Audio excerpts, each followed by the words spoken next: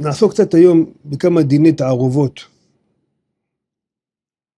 קשורים לעניין שלנו. אז כאשר יש תערובת, כאשר יש איסור שמתערב בתוך היתר, נופלת חתיכת נבלה, טרפה,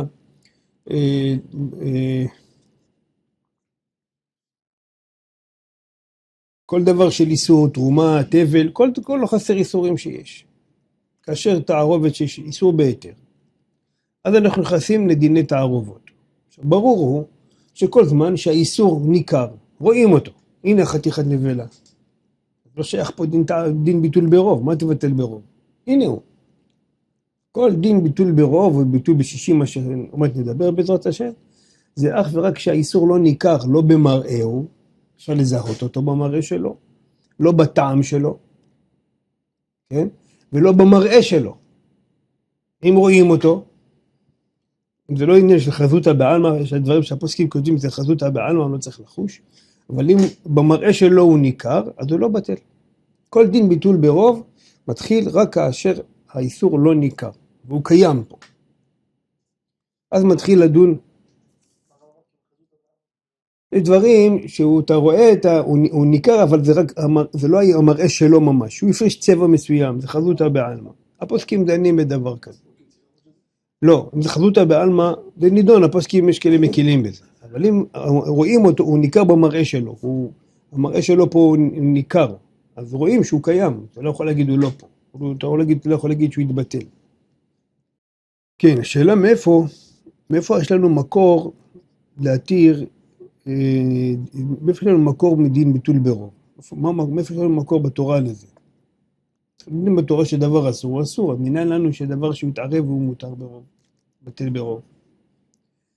יש בגמרא בחולין, אבל זה נידון דומה, זה לא בדיוק. אז מה שמה שואלת, מאיפה יודעים שהולכים אחר הרוב? חזקה אנחנו לומדים שם, הגמרא גם לומדת מנגעים, נכון? שהכהן בא לבית, הוא רואה שהנגע הוא טמא, אז הוא יוצא מהבית ואומר שהוא טמא, על חזקה שהוא היה לפני כן טמא. זה משם למדו דיני חזקה. רוב מאיפה למדו, כלומר שהולכים אחר הרוב, לא ביטול ברוב. מאיפה לומדים שהולכים אחר הרוב, אז הגמרא מביאה כמה ראיות. הראיה אחת, איך אתה מקריב קורבן? אולי הקורבן הזה יש לו נקב בקרום המוח והוא פסול. איך הורגים בן שעשה עבירה באביו, שחייב עליה מיתה? אולי זה לא אביו. אלא מה אתה אומר? רוב הבהמות אין להם נקב בקרום המוח. רוב בעילות תלך אחר הבעל. גם משם לא עלינו ולא עליך בר מינן שזינתה. אז אומרים, אולי הבן הזה הוא ממזר. לא חוששים. אם מתחת בעלה, אנחנו לא חוששים שהוא ממזר. למה? כי רוב בעילות תלך אחר הבעל. אז מזה למדו שהולכים אחר הרוב. כן? אבל זה לא הנידון שלנו. הנידון שלנו שיש תערובת של איסור בהיתר. כלומר, הבהמה הזאת, אני מדבר במקרה שהגמרא דיברה, שהבהמה באה לפנינו, אני שואל, מאיפה היא באה? אני אומר, היא באה מהרוב הבהמות שהן קשרות. למה? כי אם לא כן, איך אתה מקריב אותה לקורבן?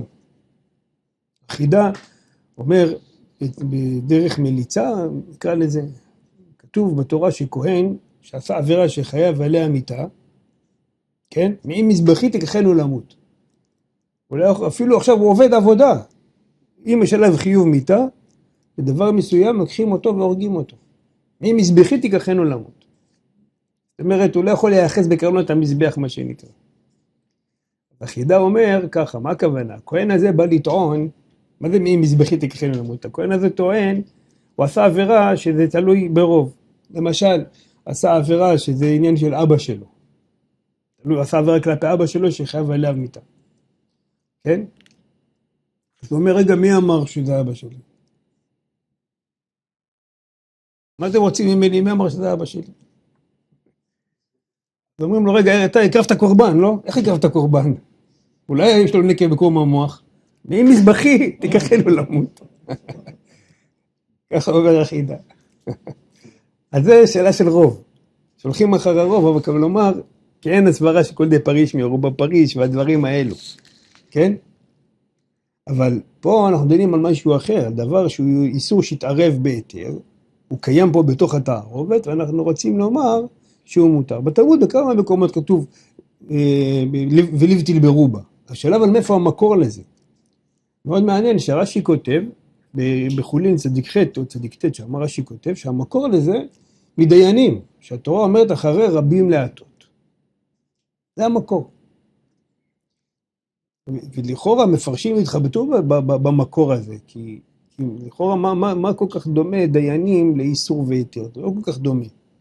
בדיינים יש סברה, יש הבנה שהדיינים אומרים, נגיד בדין של 3, של 23 וכו', הרוב מכריעים נגיד לחייב, המעט פותרים, אבל הולכים אחר הרוב, כי הרוב שמעו את דעת המעט, ולא סברו כמוהם. אז ההיגיון אומר שנלך אחר רוב דעות, זה ההיגיון אומר. מה פתאום אבל שיהיה פה דין ביטול ברוב? מה זה קשור לענייננו כל כך? אז אני אגיד לזה שני דברים. במפרשים מה שראיתי שהם הביאו חקירה כזו, שאתה אומר שאתה היום פוסק דין על פי בדין של 3 למשל, או בדין של 23. אז שהדין הוכרע, נגיד למשל דוגמה פשוטה, בדין של 3, 2 חייבו, 1 זיקה. מה אנחנו עושים? חייבים. אז הם חוקרים ואומרים, כשאתה מחייב, למה חייבת? כיוון שיש פה 2 שחייבו? או לא? אחרי שאותו מעט, אותו אחד, הוא התבטל, אז הוא נהיה מצטרף אליהם להימנות כ3, ובעצם יש פה 3 מחייבים, לא 2 מחייבים. מבינים את החקירה? האם 2 שמחייבים ואחד שמזכה, ועכשיו אנחנו בוודאי הולכים אחר הרוב, אז מה זה אומר? שכל הבית דין בעצם מכריע לחייב, שזה 3 שמחייבים? או לא, יש לי רק 2 פה בעצם שחייבו, וזה מספיק לחייב. בבית דין עכשיו המקור של זה רש"י כותב, זה אחרי רבים להטות מבית דין. שאלה, מה דמיון מבית דין לפה? כן? אז בבית דין חוקרים, המפרשים חוקרים ואומרים, אתה מכריע דין על פי 3, מה פירוש? שה2 חייבו וזהו, ואפילו שהאחד הוא פותר, אז אני מחייב רק על פי 2 או לא. השלישי בעצם מונע חלק מהם. אנחנו דנים על זה מאיפה המקור. אז אם המקור הוא מדיינים, כן? אז הם חוקרים בבית דין, מה הפשט שאתה מחייב על פי בית דין של 3? אז הם אומרים, הרי בית דין של 2, הוא לא יכול לחייב. 2 דנו דין. כן? הם לא יכולים לחייב. אז אם איתה שעל פי 2 אתה מכריע את הדין, אז למה 2 לא יכולים לחייב דבר? גם מה זה משנה אם השלישי יהיה פה או לא יהיה פה? גם אם הוא יהיה פה ויגיד אחרת, הם לא ישמעו לו. הם לא אומרים כמוהו. אז הם רוצים להוכיח שבדין שהוא אוסר דבר או התיר דבר, זה לא רק מחמת ההרכב של הרוב. בעצם המיעוט הוא התבטל אל הרוב ונהיה חלק ממנו, והדין בעצם מוכרע על פי 3 דיינים, על פי 23 דיינים. בדין של 3 זה כל 3. אז על פי זה הם רוצים לומר רואים שהדעת המיעוט התבטלה, ולא רק שהיא התבטלה אלא הצטרפה. אז נמל האמור אף כאן בדיני תערובות, שהאיסור הוא לא רק שהוא, זאת אומרת פה כבר לא שייך העניין של הסברה שאמרנו. זאת אומרת מה שאלנו, בדיינים יש סברה בזה, שהרוב לא הסכימו עם המיעוט. סברה בזה. אבל פה, באיסור והיתר, אין סברה בזה. מה זה קשור שהרוב, שנלך אחרי הרוב? אבל לפי מה שעכשיו אנחנו מסבירים, זה מובן. מה מובן? מה פתאום שהמיעוט יצטרף שאתה לוקח את המיעוט כחלק מהרבים? מה פתאום? אתה יכול להגיד, הכרעת שההלכה כמו הרוב, נכון, בסדר גמור, זה אני מבין, ההיגיון אומר לך אחרי רוב דעות. אז מה פתאום שאתה לוקח את המיעוט הזה ואתה שם אותו בחבילה שם? מה ההיגיון בזה? אלא זה התורה אומרת. לא רק שאנחנו הולכים אחר רוב דעות, אלא המיעוט מתבטא ונעשה כחלק מהבית דין. אז עכשיו זה מובן הראיה של מה שרש"י אומר, שזה ראיה מאחרי רבים להטות. בסדר? זאת אומרת, עוד פעם, אם הראיה שאני הולך אחרי הרוב, זה לא כל כך טענה, כי אני אגיד לך היגיון. ההיגיון אומר לך אחרי רוב דעות. אז זה לא ראיה מזה, הראיה מזה שבעצם הבית דין מוכרע לא על פי 2. אחרי שהשניים ביטלו את היחיד, הם עדיין לא יכולים לפסוק דין. חייב שהיחיד יתבטל, והוא יהיה חלק מהם. מה? למה פה הם לא יכולים סוגדים? ברגע שהשתיים ידעו את האחד. כי כתוב, אמרתי, כי כתוב שאם שתיים ידונו דין, הדינים שלהם בטלים, אין להם כוח להכריע דין שתיים. למה? לא יודע עכשיו, תשאל איפה, תראה בגמרא בסנהדרין, שמה שהגמרא למדה. לא, שתיים אותו טענה. אבל זה תפתח ברס הנדרין, שם הגמרא מביאה דיני ממונות בשלוש, וכל אחד איפה למדו את המקור שלו. למה צריך את זה 3, 23 וכו'. שתדע מקור, למה צריך? 3 ו-23 וכו', 71 סנהדרין וכו' וכו'. ולמדו את המקורות, מאיפה? תראה ברס הנדרין. אחרי שאנחנו יודעים שצריך 3, אז השאלה היא כזאת, הדין מוכרע רק על פי השתיים, או צריך שהשלישי יצטרף אליהם. אז הם מכריחים שלומר שצריך להגיד שהאחד מצטרף אל השלוש כדי להכריע דין. אז פה הראיה, מה פתאום שהוא יצטרף אליהם? מה פתאום שהוא יצטרף אליהם? הרי הוא לא מבין כמוהם, אלא הדעה שלו התבטלה, ולא כשהתבטלה, אלא גם הוא נהיה חלק מהם. אז זה אנחנו לוקחים את החלק הזה לדיני תערובות, שהמיעוט הוא בטל אל הרוב, הוא נהיה כעשה חלק ממנו. האיסור הוא נהיה חלק ממנו. אבל הרשב"א זה לא מהתורה, הרשב"א מדרבנן אומר את זה. קיבלנו בסיס מסוים על שיש דין ביטול תערובות והמקור לזה. עכשיו החלוקה של ביטול ברוב זה מתחלק לשתי חלוקות. יש תערובת של לך בלך ויש תערובת של יבש ביבש. כן? זה חלוקות מאוד יסודיות בכל דיני תערובות. כן? הקו המנחה אותנו, כמו שהתחלנו מההתחלה, דין ביטול בתערובת, מה אנחנו צריכים להגיע לאיזה תכלית? שהאיסור לא יהיה ניכר. כמה שהאיסור הוא לא יהיה ניכר, אנחנו מגיעים לתוצאה של ביטול, נכון? עכשיו אני שואל אתכם, איפה הביטול של האיסור יהיה ביותר, יבוא לידי ביטוי? בדבר יבש, תערובת של יבש, מה זה יבש? כמובן החתיכות, כאן לא יודע איפה הוא, או דבר נבלל, כמו יין, כמו מים, כמו חלב במים. איפה העיבוד של הדבר יבוא יותר לידי ביטוי? בלח. יפה, בלח הוא נבלל איתו, והוא לא רואים אותו בכלל. היבש, הוא נמצא פה, הוא נמצא במקומו. אנחנו לא יודעים איפה. יפה. אז התערובת היותר חזקה, בעצם הביטול היותר חזק, כן? הוא נמצא בעצם בלח. עכשיו ככה. כל זמן, כמו שאמרנו, שניכר הטעם, הדבר לא בטל. אז, אם יש לנו תערובת לך בלח, למשל, דוגמה, יש לנו בשר עוף כשר, או נגיד מרק ירקות כשר, שנכנס לתוכו בשר עוף טרף. בוא נגיד אפילו על הרוטב שלו, טעם כעיקר דאורייתא, נדבר על זה בהמשך, בלי נדר. כן, אפילו רוטב, טעם כעיקר דאורייתא אנחנו פוסקים. אם הטעם של הרוטב של הטרף נכנס אל המרק ירקות, כן?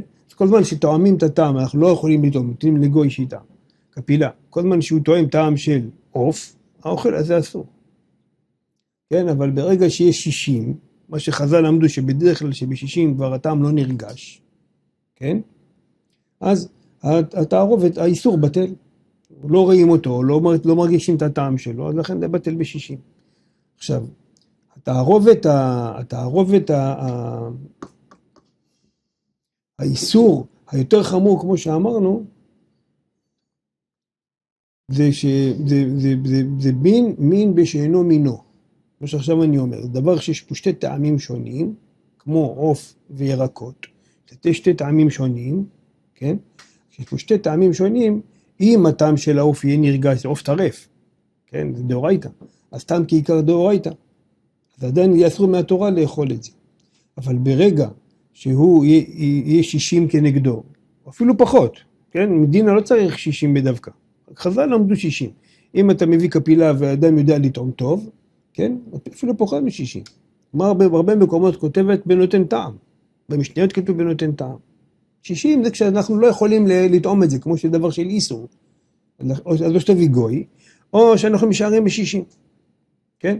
אז ברגע שיש 60 כנגד האיסור, אז הטעם בטל. זה שזה תערובת לך בלך, מין בשאינו מינו. כנגד כל העוף. משארים כנגד כולו, שהוא מפריש טעם כנגד כולו. נכנס שוק אחד, צריך לשאר כנגד כולו 60. עכשיו, איפה הדוגמה לזה תהיה? בתבלין. תבלין, אתה שם מעט מלח, יש פי כמה נגדו, או תבלינים אחרים שיש בהם טעם חזק, אז ודאי שזה לא בטל ב-60, אבל גם התבלין, יש לו איזושהי מגבלה מסוימת מתי שהוא להתבטל. שים אותו בתערובת ענקית, בסיר גדול, גם לא יורגש. אז שמה חוזרים לשאלה שנותן טעם. עוד פעם, אם זה איסור, אנחנו לא יכולים לעשות את זה אנחנו. אז נותנים את זה לגוי, שיטעם. אז עוד פעם אני חוזר. התערובת הכי חמורה, כן? התערובת הכי חמורה, זה כשזה תערובת לך בלך, מין בשינו מינו. זה התערובת הכי חמורה, כי הטעם של האיסור נרגש בהיתר, כל זמן שאין שיעור לבטל אותו, ולפי מה שאנחנו תופסים, שטעם כעיקר דאורייתא, כן? איסור מהתורה. עכשיו, הדרגה השנייה זה תערובת לך בלך, מין במינו. הדרגה הכי חמורה זה מה שאמרתי מקודם, לך בלך, מין בשאינו מינו. כיוון שזה נבלל, אחד בשני, אז הטעם מעורב עם הכל, ברגע שהוא נרגש הטעם, לפי מה שאנחנו פוסקים בריש צדיק ח' שטעם כעיקר דאורייתא, זה אסור מהתורה לאכול את זה. אני לא יודע אם לוקים על זה, צריך שיעור בכדי אכילת פרס, כדי לגבי מלכות. כדי בכדי אכילת פרס צריך, אבל ודאי זה איסור דאורייתא. כן, מלכות צריך שיקזת בכדי אכילת פרס, של איסור בתוך תערובת. עכשיו, הדרגה הפחותה זה מין במינו, לך בלך מין במינו, למשל נגיד עוף בעוף, עוף טרף בעוף כשר, אז פה כבר מהתורה ברוב הוא בטל. כבר מהתורה ברוב הוא בטל, כן? לא צריך 60, כי כבר ברוב הטעם לא נרגש. כבר ברוב הטעם לא נרגש. זאת אומרת, בואו נחדד את זה ככה, בכלל פה זה לא שאלה של טעם, כי הטעם בלאו הכי לא נרגש אף פעם. אלא מה אתה אומר? סוף סוף יש פה מציאות של עוף טרף. צריך שיהיה רוב כנגדו. אפילו בגרם אחד יותר זה מספיק. זה מהתורה. אלא שחז"ל עשו גזרה, לך בלך, מין במינו, אם אנחנו נתיר את זה ברוב, יבואו גם להתיר שאינו במינו. לכן חז"ל גזרו, מין במינו, עטו שאינו במינו. מובן? יצריכו גם 60, אבל זה מדי רבנן. אם אני יודע שיש רוב בהיתר, זה התכוונתי, אם אני יודע שיש רוב בהיתר, אז מהתורה זה בטל. מה שצריכו 60 זה עטו שאינו במינו. מה שאתה מדבר זה שאני לא יודע אם יש רוב בהיתר או לא. ספק יש רוב בהיתר. אז נכון, זה ספק דאורייתא לכאורה. כי אני לא יודע מה הרוב זה ההיתר או הרוב זה האיסור. אני טוען פה עוף, אבל איזה עוף זה? זה עוף הטרף או עוף הכשר? אני לא יודע. אז זה ספק דאורייתא. ברגע שהגעת לרוב היתר בוודאי, אז מהתורה זה נהיה מותר. כמו שאתה טועם עכשיו, אתה טועם את הרוב. כן? רק חכמים גזרו על זה, עטו מין שאינו במינו. לכן יצריכו 60 גם באופן כזה. כי כל מה שהטעם ניכר זה עדיין לא בטל. כלפי דין תורה, אם אין לי ספק רוב כשר, ספק רוב טרף, נכון, פה הגוי הוא לא אינדיקציה לברר לי, הוא לא יכול לברר לי, אתה צודק. וזה ספק דאורייתא בפשטות. כי אני לא יודע מה הרוב. אבל כשיהיה לי רוב בהיתר כנגד האיסור, מהתורה זה בטל, כן? כי הוא לא נרגש לא במראה או לא בטעמו ולא בשום דבר, לא רואים אותו פה. מהתורה זה בטל, אלא חז"ל גזרו, עטו מין שאינו במינו. עכשיו אתה טועם עוף, יש לך רוב, אתה לא יודע אם הרוב הוא מהעוף הכשר או הרוב הוא מהעוף הטרף. על הצד שהרוב הוא מהעוף הטרף, אז מה אתה טועם? הנה הוא, אתה טועם טעם עוף טרף. ספק דאורייתא. על הצד שהרוב הוא עוף טרף, אתה טועם עכשיו עוף טרף. אז איזה טעם שצריך שאלות? לעוף טרף אין טעם מיוחד מעוף אחר. הטעם שלו זה העוף. הטעם זה העוף, אמרנו, לא צריך משהו. אני בקודם דיברתי ביחס למרק ירקות. אז הטעם של העוף הוא ניכר. אבל כשאתה מדבר על עוף טרף, והרוב פה עוף טרף, אתה טועם את העוף הטרף, מאיסור דאורייתא. יש לי פה נגיד 80% חלב טרף, 20% חלב כשר. מה זה? זה מדאורייתא או מדרבנן? אתה טועם חלב. כי כשאתה טועם את החלב, מה זה החלב הזה? הוא חלב שהוא הרוב. ומה הוא? טרף. יופי, אז אם יש לי ספק מה הרוב, אז בעצם אני בספק דאורייתא, האם ה-80% זה מהטרף, ויש לי פה דאורייתא, או ה-80% הוא מההיתר. אז זה ספק דאורייתא בדבר כזה, רק ברגע שיש לי ודאי רוב, באופן שיש לי ודאי רוב בהיתר. אז מהתורה אני אומר, הרוב, מה טעם הוא לא נרגש. מה תגיד, אתה תואם את הטעם של האיסור? לא, אני תואם את הטעם של הרוב. מהו הרוב? הרוב הוא היתר. אז למה צריך 60? חז"ל הצריכו 60, עטו מין שאינו במינו, כי זה דאורייתא. בסדר? זה השלב הראשון, תערובת לך בלך, חילקנו את זה לשתיים. מין שאינו במינו זה הכי חמור, שאינו במינו, סליחה, מין במינו, אז זה נהיה עטו שאינו במינו. בסדר? יפה, אז על זה השולחן ערוך אומר ביורד דעה צדיק ח'. בצדיק ח' הוא אומר, יפה, זה נכון.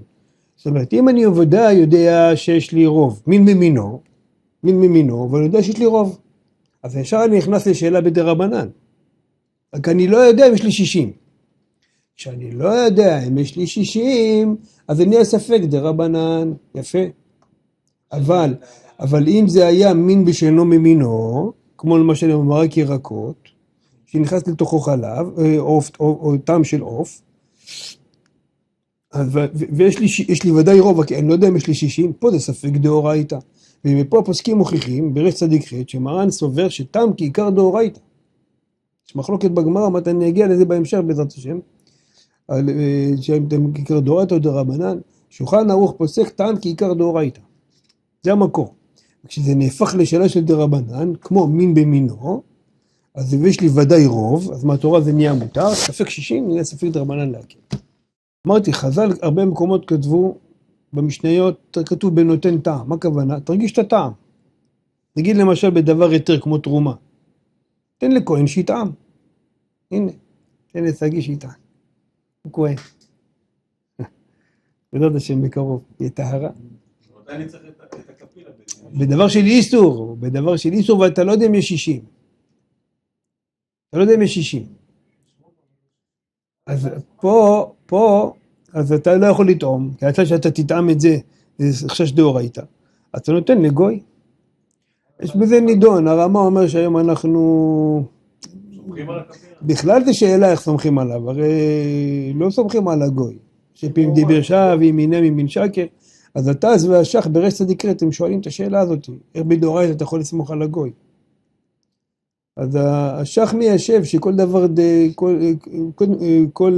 קודם כל צריך אומן גוי שיש לו מכובדות, וכל דבר דוד דגלוי אדם לא משקר. אני חושב שזה מדובר בגוי שיש לו קצת כבוד. כי הפלאחים אין להם כבוד. אתה אומר לו ככה הוא משקר, אתה אומר לו ככה הוא משקר.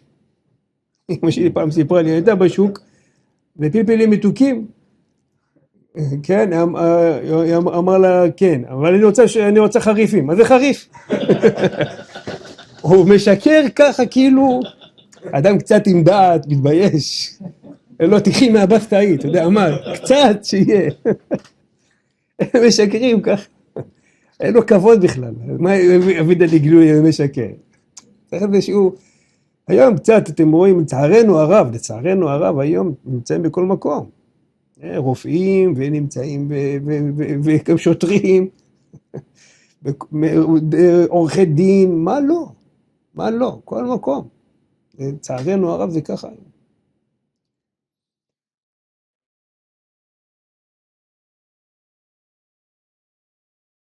אז נראה לי שהרמה אומר הרמה אומר היום בכלל אנחנו לא בקיאים, גם אנחנו בתור ישראלים לא בקיאים. תן את זה עכשיו להגיד למשל לכהן שיטעם, אנחנו לא בקיאים היום.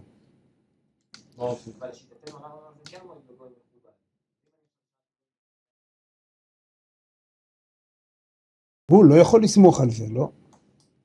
הוא לא רק זה, אני אומר לך, הוא לא רק בגוי, גם בישראל יש להם בעיה, הרמה אומר, אנחנו לא בקיאים היום. חכם עובדיה אומר שכן. אז צריך אדם צריך להכיר את עצמו, יש אנשים שיש להם חוש טעם טוב. יש אנשים שאין להם חוש טעם. עבר קורונה בכלל, אין לו. אז בסדר. אז לא חושדים בדברים כאלה. אז אדם ייתן למישהו אחר, אם יש לו צד נגיעה, לא חושדים בזה. פעם אמרנו על זה שיעור פעם. רק 3 דברים, אדם קרוב אצל עצמו. זה נדרים, נגעים ובכור. בכור, מום של בכור. זה הפסד קשה. לכן חכם עובדיה אומר שהאישה יכולה להראות לבעלה מראה בנידה. תגיד יש לו נגיעה. אבל מה שכן, החת"ם סופר כותב, שאם האדם יודע בעצמו שיש לו נגיעה, מרגיש שיש לו יצר הרע וכדומה ודברים כאלה, אז יש לו, מרגיש שהוא זה, שלא ייגע בזה, יגיד שם מישהו אחר. נפקא מינה עצומה. אמרנו פעם נפקא מינה גדולה למי שסופר סתם. סופר סתם, תחשבו, הוא יכול לשבת על מזוזה 2 ו3 שעות, כן? ופתאום הוא רואה איזשהו ספק של דבר מסוים, אם הוא מוחק אותו או שהוא משלים אותו, זה מסתיים את השאלה, ואם לא זה פסול. עכשיו תראו לכם, הוא בזבז 2 3 שעות, תראו לכם בבנק לוחצים עליו, הוא כבר בנה על עוד 400 שקל במזוזות האלה, על טעות הזאת הלכה לו 400 שקל, והזמן שהוא בזבז. רגיעה גדולה, ולפעמים זה אף אחד לא ירגיש, אף אחד לא יכול להרגיש. ולפעמים זה שאלה של פסול גמור, לפעמים זה עניין של כסדרן, אין לזה תקנה. אם הוא לא יהיה מספיק ירא שמיים, יכול להיכשל בדברים האלה. בפרט בדבר שקצת ספק לו, יכול להקל בדברים. לפעמים בשאלת תינוק או משהו, הוא יכול להקל בדבר הזה, וזה חשש של פסול לפעמים. פעם שאלתי חבר, אמר לי, תשמע, אני יש לי מספריים. יש לי מגירה עם מספריים. ברגע שיש לי שאלה כזאת, אני מוציא את המספרים, גוזר את פוסל אותה. אמרנו, שלא יהיה לי בזה. זה הבעיה. זה הבעיה. תשמע יותר בעיה. העניין הוא שבהתחלה אדם יש לו, בהתחלה שאדם יש לו ספק, הוא להוט בספק, יש לו שאלה, הוא עוד איכשהו. אז אם הוא ישאיר את זה לעוד קצת זמן, אתה יודע מה קורה? אדם פעם חושב, או פעם היצר אומר לו, הזמן בזבזת, הכסף וזה, תשמע, יש בזה מקום להקל. כן, עשה עבירה ושנה בא. קרר אותו, כן. ופתאום לא, רגע, זה גם, לא, בעצם מה פתאום? יש לי ראייה שזה בסדר. ככה נפש האדם עובדת, שתדעו. ככה זה עובד בדברים האלה. לכן צריך הרבה יראת שמיים, בדברים כאלה גם, יש לו שאלה של נגיעה, כן? לאו דווקא, גם בהנהגה, כמו שאמרנו מקודם, משהו בהתחלה, לצאת ללמוד או משהו כזה, יש לך נגיעה, תשאל מישהו אחר, לא צריך לשאול את הרב, תשאל חבר אפילו. מה היית עושה במקרה כזה? תראה לו את הנגיעה, ישר הוא יגיד לך מה לעשות. הנגיעה מאוד מאוד מבלבלת אותנו. אז נחזור לענייננו, כן? טוב, אז זה התערובת השנייה. התערובת השלישית במדרגה זה תערובת יבש ביבש. כן? יבש ביבש. עכשיו פה כיוון שהטעם הוא לא נבלל, כן? הטעם הוא לא נבלל. כמו שאמרנו, מצד אחד יש מקום להקל בזה, כי ברגע שהטעמים נבללים, אז הוא מסלק את האיסור לגמרי. יש בזה צד יותר קל. מצד שני, כשאנחנו מדברים, אם האיסור הוא מקרין על היתר, הוא נבלב, כלומר, כשמסתכל על היתר, אז האיסור הוא לא מתערב ביתר, הוא במקום שלו. בתערובת שלך בלח, האיסור הוא נכנס בתוך היתר. זה צד יותר חמור מצד אחד. צד שני, כשהוא נעלם, הוא נעלם לגמרי, כי הוא לך. ביבש, האיסור הוא לא מתערבב ביתר, כי היתר הוא במקומו. לכן היתר הוא נשאר ממש ביתר חזק מצד אחד, מצד שני גם האיסור נשאר בפני עצמו.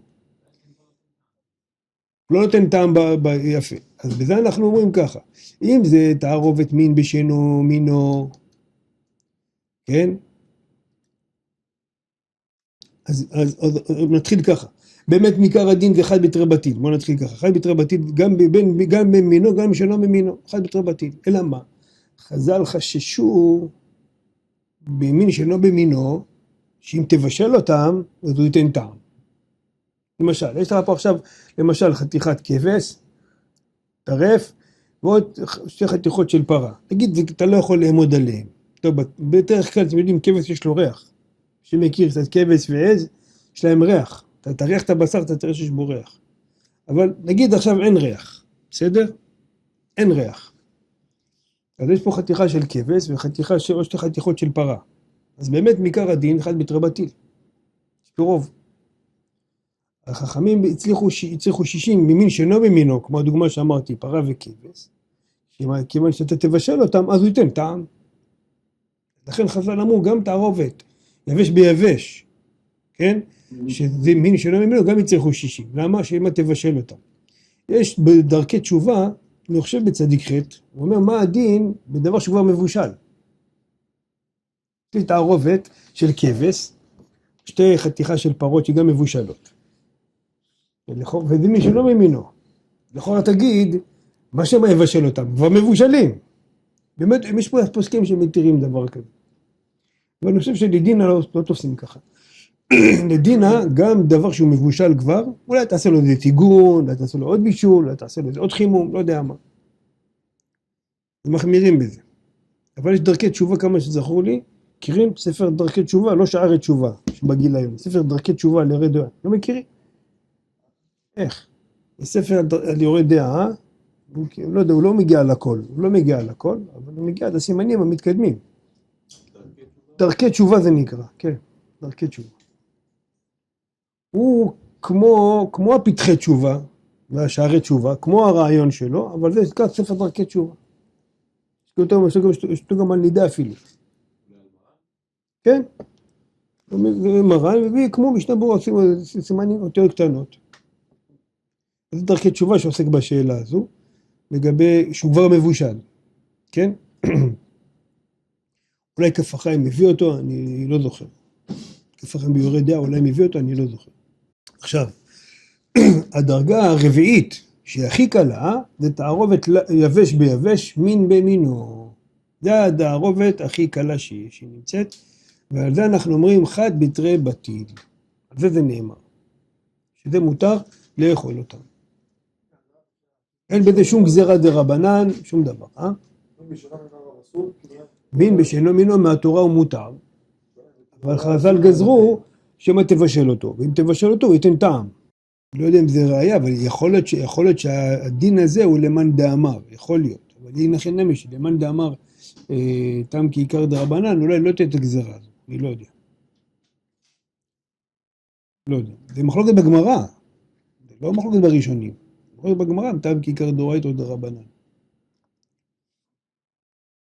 עכשיו, חשוב לציין, כל מה שדיברנו היום זה שיטת חכמים.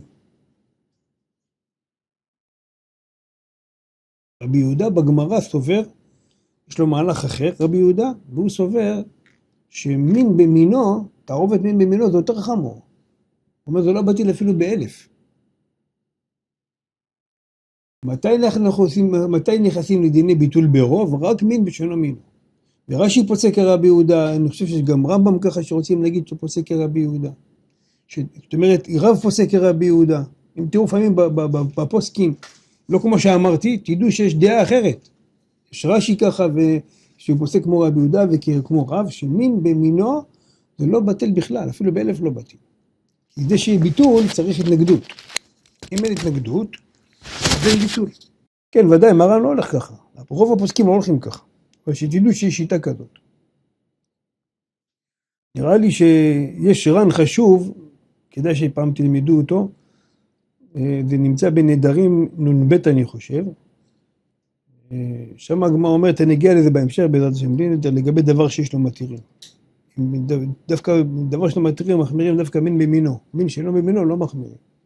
ושם הוא מסביר את שיטת רבי יהודה ושיטת רבי רבנן. המקור של רבי יהודה זה מה שהתורה אומרת, בעבודת יום הכיפורים, כתוב שעירה דם מסר ודם הפר ודם השעיר. ידוע מי יש לו יותר כמות של דם? פר, הרבה יותר גדול מהשעיר. זה עז. וכתוב עירה מדם מסר ודם הפעיר, מדם הפר ודם השעיר. איך אתה קורא לזה דם הפר ודם השעיר? הרי הרוב הוא דם הפר. צריך לכתוב ולקח מדם הפר. מה זה הוא לקח מדם הפר ומדם השעיר? דם השעיר הוא בטל ברוב. אלא הוא לומד מכאן שממינו לא בטל. לכאורה מדאורייתא לשיטתם, כן. אבל שוב, לא משמשתי מספיק בשיטה הזאת, ככה שאין איזה דברים ברורים. אבל מה שדיברנו יותר, וזה יותר לדינה, מה שדיברנו זה לשיטת רוב הראשונים והשולחן ערוך. כמו שהזכרנו, לא הספקנו כלום.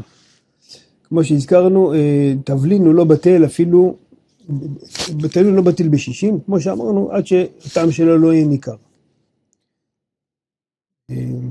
עכשיו יש ברמה בצדיק ח' סעיף ד', מה קורה שהתערב חלב, והחלב עכשיו יש 60 כנגדו.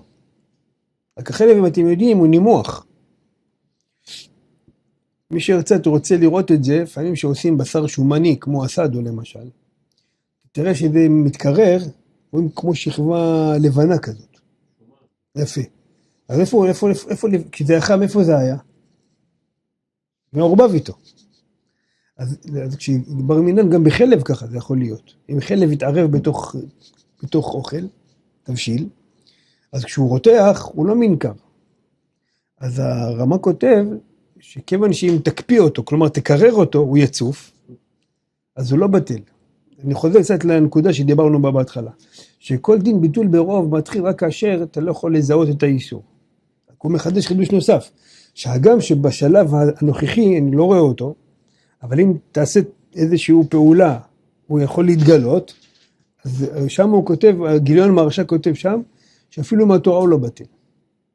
אפילו שעכשיו הוא לא ניכר, אבל כיוון שאתה יכול לעשות איזושהי פעולה. כן, יפה. יש ברכת אברהם בריש כתובות, שם משהו במחלוקת של רש"י ותוספות לגבי למה מוציאים קול. משנה אומרת בתולה נישאת ליום הרביעי, נכון? אז שם כתוב שרש"י אומר כדי שיצא קול. אז התוספות אומר, מה נפקא מינה לבת ישראל? כל נפקא מינה צריכה להיות לאשת כהן פחותה מבת 3. בלאו הכי ספק ספקה. אז רש"י אומר לא, שיוציאו קול. ואז מה נפקא מינה? לא, אולי יתברר הדבר. אז שם ברכת אברהם מביא חקירה בדבר הזה, האם מהתורה כל אחד דיקה לברורה, האם זה נחשב ספק דאורייתא? או לא, כיוון שמהתורה המצב הנתון לפנינו הוא לא ברור, אני אדון את זה לפי הספקות. זה שאתה יכול לברר, אז החכמים החמירו בזה. הוא חוקר בשאלה הזאת, תראו ברכת אברהם בריש כתובות. נכון, וגם שאלה. נכון, לכן שם מחלקים בין הנידונים, נכון. נפקא מינה עכשיו אם אדם יכול, נגיד, להפריד דבר על ידי בדיקת מעבדה. יכול להפריד דבר על ידי איזשהו תת צדיקה מסוים. או שאתה יכול לגלות את זה על ידי מיקרוסקופ. על ידי כל מיני אמצעים. כל זה נכנס בשאלה הזאת, נכון. כל זה נכנס בשאלה הזאת. ואם לך יש מיקרוסקופ? אם יש כאלה חינם. לא, אולי לא. התורה, כל מה שהתורה היא דנה דווקא לפי עיני בני אדם. זה נכנס לכל השאלות האלה. זה תראו שם ברכת אברהם. אם רואים אותו רק במיקרוסקופ ולא רואים אותו בעין, זה ודאי שזה מותר. לא ניתנה תורה למלאכי השרת. לא, אבל הכוונה שאתה תוכל לזהות אותו, נגיד בעין רגילה אתה לא יכול לזהות אותו מצד שאתה לא יודע איפה הוא. אבל אם יראו לך אותו, תוכל לזהות אותו. אתה תעשה איזשהו דבר, אתה תוכל לראות אותו. יש בנשחי כזה, עם החומץ, שתולעים של החומץ, שרואים אותם רק בשמש. אם זה בטל או לא. זאת אומרת, פה אתה יכול לראות אותו, אתה צריך לעשות, העין של האדם יכולה לראות אותו, רק אתה צריך לעשות איזשהו תת צדקה כדי להגיע אליו. האם דנים, אז האם דנים אותו באשר הוא שם, או דנים אותו על ידי, לא יודע, אולי זה לא כל כך. אין לך מספיק אור, אז אתה רואה אותו בשמש. אתה יותר אור, אתה רואה אותו. זה כאילו דבר שאתה עושה איזשהו פטנט כדי... טוב. עכשיו, יש לנו עוד כמה סוגי איסורים שהשיעור הביטול שלהם הוא ביותר מזה. זה המשנה בעורלה פרק ב', משנה א', ב', ג' שמה. היא אומרת שתרומה, כן, תרומה של כהן היא לא בטלה עד 100. שם הוא מביא פסוק. חז"ל, זה ודאי מדרבנן, כלומר, מהתורה הוא בטל כמו כל האיסורים ברוב, כמו שדענו עד עכשיו, כן?